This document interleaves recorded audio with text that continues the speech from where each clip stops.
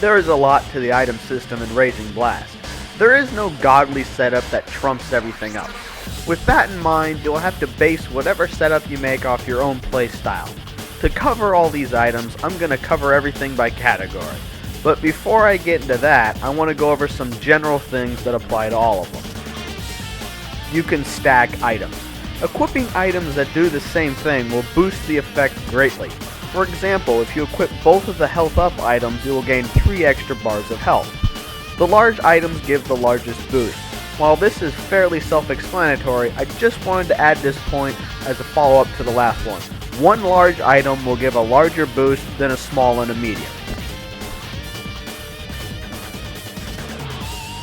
The vast majority of these items simply boost your attack in various ways. With that said, the air and ground items will boost all melee damage. The effect is nowhere near as good as the items by themselves, but in general these are better as they boost all melee damage.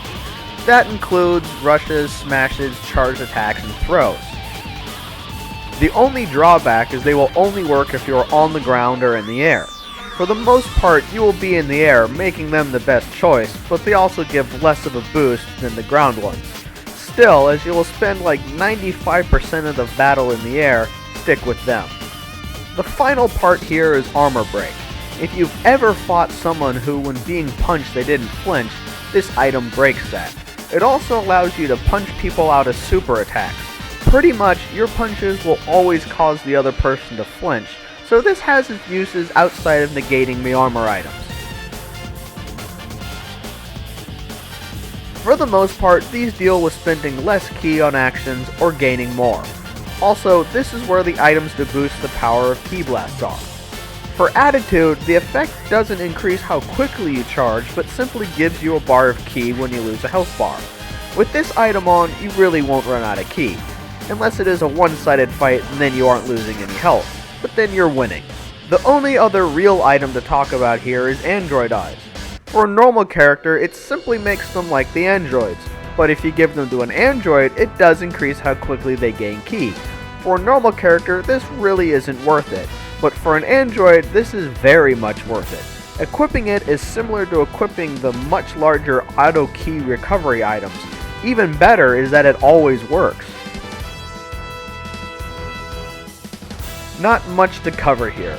The 2 armor items are what make your character a brick wall, one for weak attacks and the other for strong attacks. Both of them take a lot of room though, and if someone has armor break on, then they're negated, wasting a lot of space. Plus, you can get around them with a snap charge attack, and of course, just your regular super attack.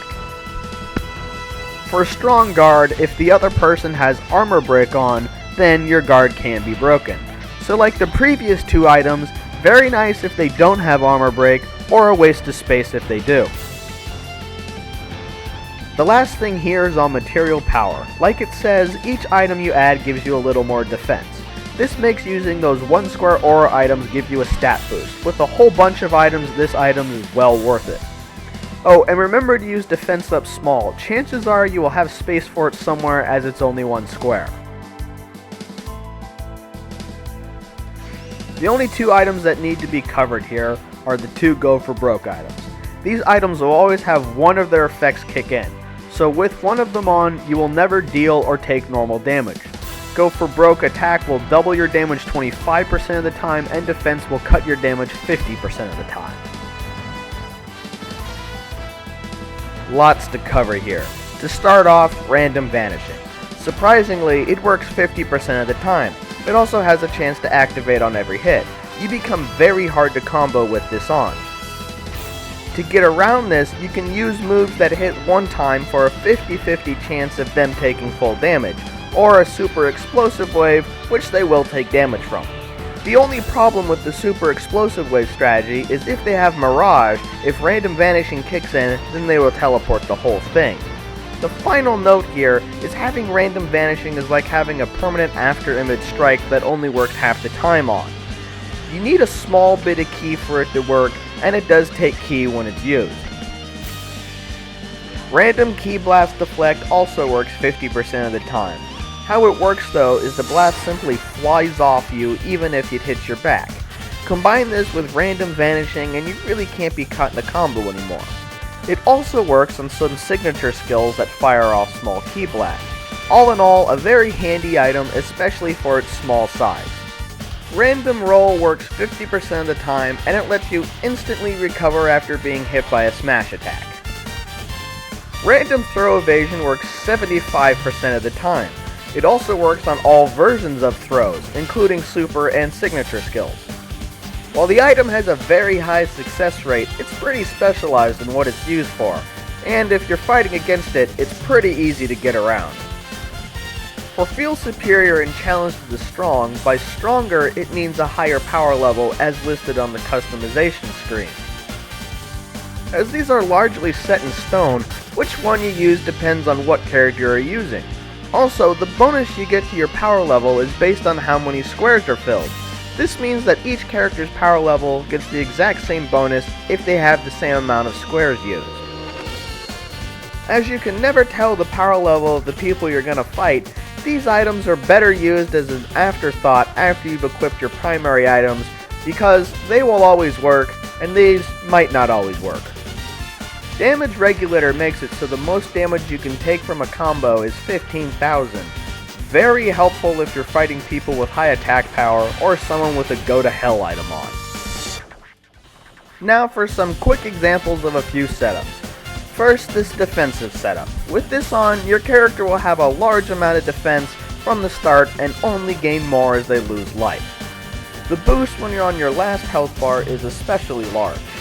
Also, with the auto health recovery item, you'll be able to last a long time.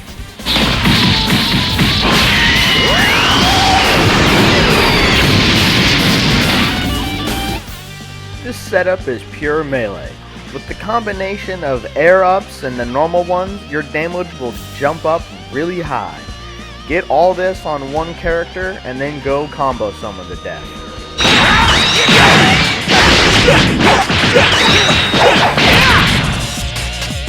This is for all you Ki Blast users out there. Simply stack every item that boosts your Ki Blast, throw on items that increase how much Ki you get back from a punch, and enjoy being able to fire off a lot of these for high damage.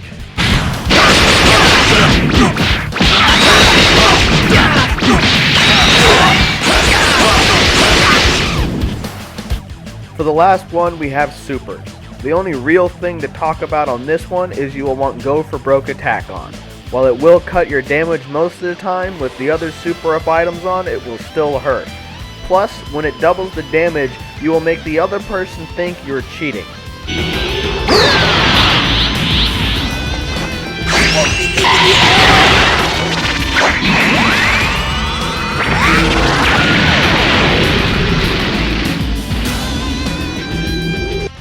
Now, I'm not saying these are the best setups, so, go out there, explore, see what you can come up with. There's a lot out there you can do. A final note on Sealbreaker. It can only be equipped by characters with scouters or hats on, and all it does is remove them before the battle starts.